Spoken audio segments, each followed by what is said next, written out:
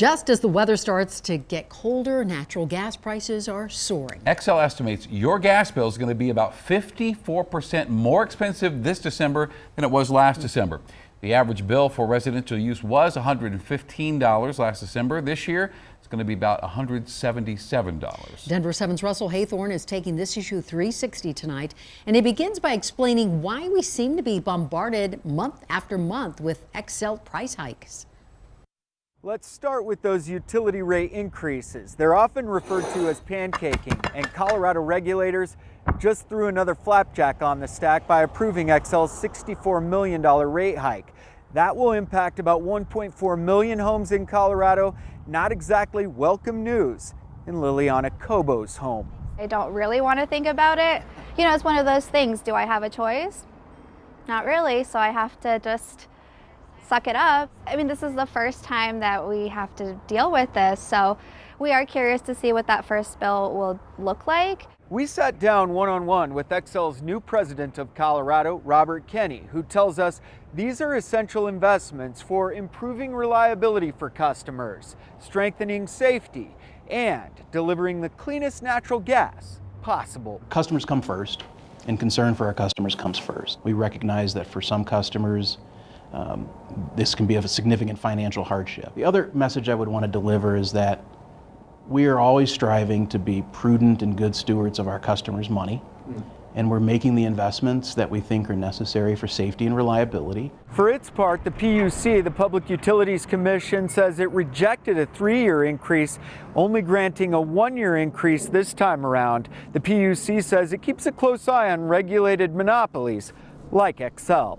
I would agree with the characterization that there's a lot of rate increases that have pancaked on top of customers.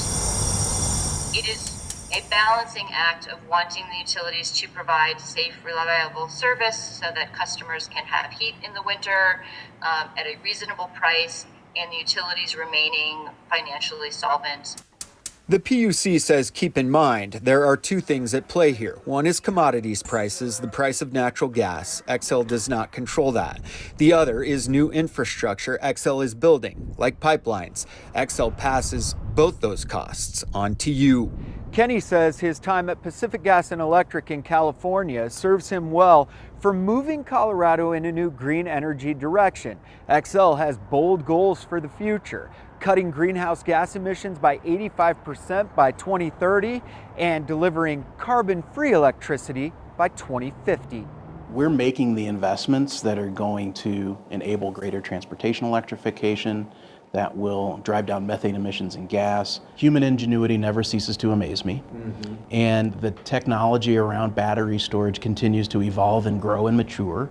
We're seeing advances in lithium-ion batteries going from 4 to 6 hours. But green energy critics remain guarded given Xcel's current investments in natural gas. Natural resources law professor K.K. Duvivier here at the University of Denver and others believe, much like coal plants, customers will be paying for these gas pipelines long after they're needed.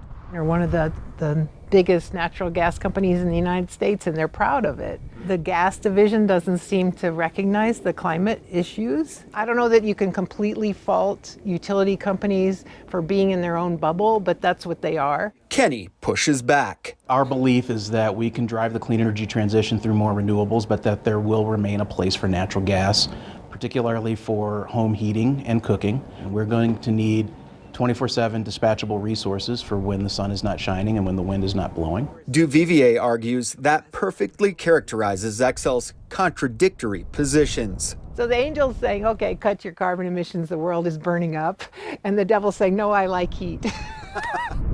Then there was the incredibly bumpy rollout of Xcel's time of use program and these new smart meters, both of which caused huge hardships for some families this past summer. And after that large spike in my bill, I honestly wasn't able to recover. They put in some new meters, and ever since then, I mean, for a 2-bedroom, 2-bath apartment that's under 1,000 square feet, I'm paying over $200 a month for this small place. Yeah, we might have to make some changes, and when we do laundry, when we run the dishwasher. Many organizations spoke out against this rate increase, including the AARP, because of how it will negatively impact seniors on fixed incomes. But there is help.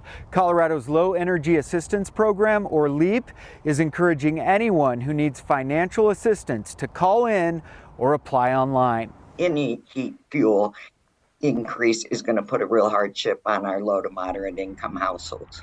In this day and age, there's so much uncertainty in terms of what's a trip to the grocery store going to cost anymore.